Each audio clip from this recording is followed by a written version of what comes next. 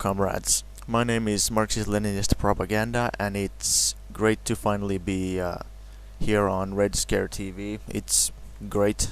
I was planning to make some videos for Red Scare a long time ago, but somehow just never happened. I don't really know why. Also, thanks to Mason for letting me put this video here and all that. And yeah, he recommended that I would change my my channel name because it's not very good. It's not very catchy. Marxist-Leninist Propaganda. And I guess that's kind of why I never got to making a video for Red Scare, because I never could figure out a better name for my channel.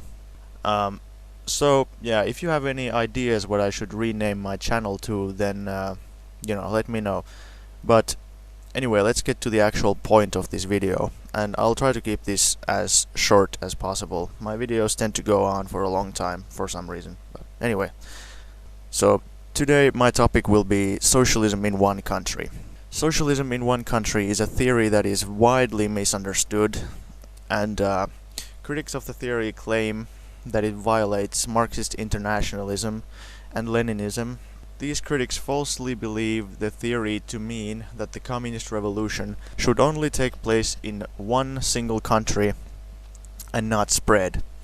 This is false. Actually, socialism in one country is the only truly internationalist, truly Leninist, and only tactically sound theory on the question of the worldwide revolution. In this video, I will first explain what socialism in one country is, second, prove that Lenin actually supported this theory, and lastly, criticize the Trotskyite and dogmatist alternatives to the theory of socialism in one country. 1. Socialism in one country. So what exactly is it?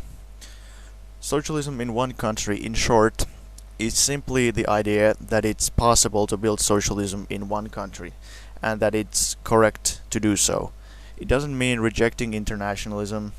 The first socialist state is supposed to form the base area which supports the worldwide communist movement. In fact, according to socialism in one country, socialism can only achieve so-called full victory if it spreads and defeats capitalism on a global scale. Socialism can be built in one country, but it will eventually either spread or it will fail. In other words, socialism will either win capitalism globally or it won't. Building socialism in one country is not a definite guarantee against capitalist restoration. The only guarantee against restoration is the final global victory of socialism.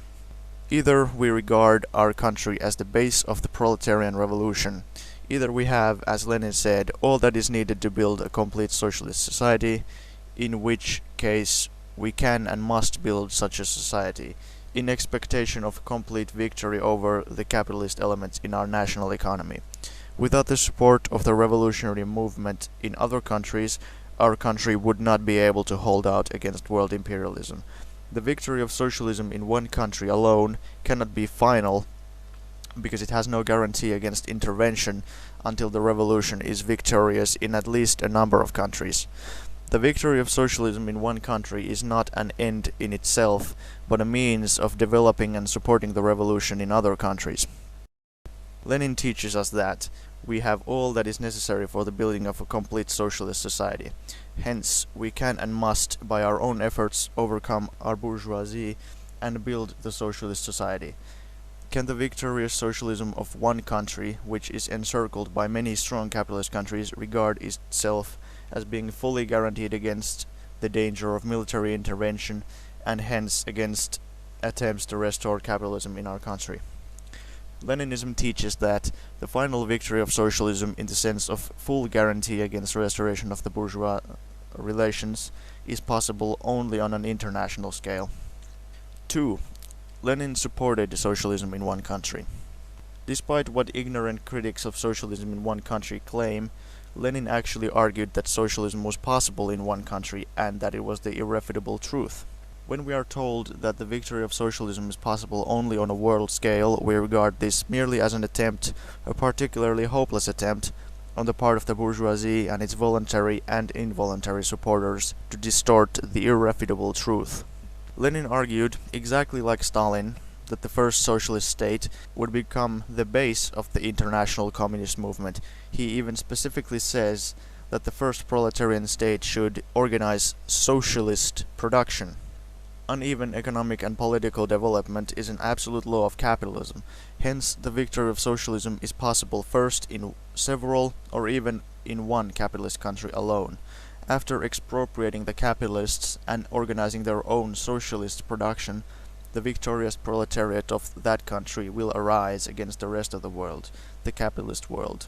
Lenin argued that the NEP, New Economic Policy, would, in the not-too-distant future, be replaced by socialism. This task was fulfilled by Stalin. Socialism is no longer a matter of the distant future or an abstract picture. This is the task of our day. We shall all, not in one day, but in the course of several years, all of us together, fulfill it, whatever happens, so that NEP Russia will become Socialist Russia. 3. Permanent revolution / world revolution, or any quote-unquote alternative theory. Critics of socialism in one country argue that it rejects internationalism.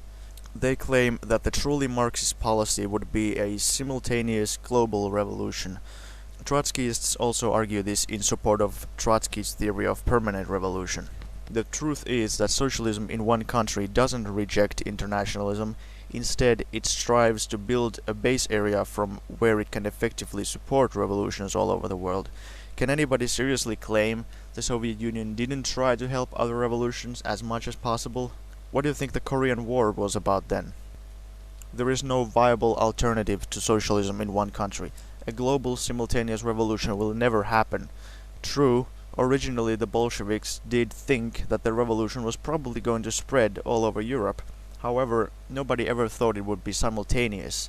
Everybody, including Lenin and Stalin, wanted the revolution to spread, and in fact it did, but it was defeated in every country except Russia. Therefore, they had to make a choice: build socialism in Russia or not. They never made a choice between building socialism only in Russia or everywhere. No. The reality is that all the other revolutions failed, so either they built it in Russia or they didn't build it at all. Trotsky and the left communists argued that they should start invading capitalist countries to spread the revolution. Lenin pointed out that such an effort would be completely futile and only lead to the defeat of the Russian Revolution. It would be a pointless waste. Socialism in one country was proven to be tactically superior because it ended up securing socialism not only in Russia, but also spreading it to many other countries. Permanent revolution is actually a highly dogmatic and a Euro-chauvinist theory. It claims that the revolution has to happen simultaneously and spread rapidly starting from Europe.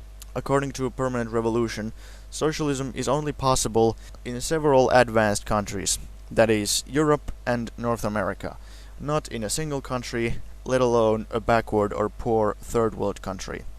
This is dogmatism. Marx said 200 years ago that socialism would probably happen first in the advanced countries of Europe. He had good reasons to think that.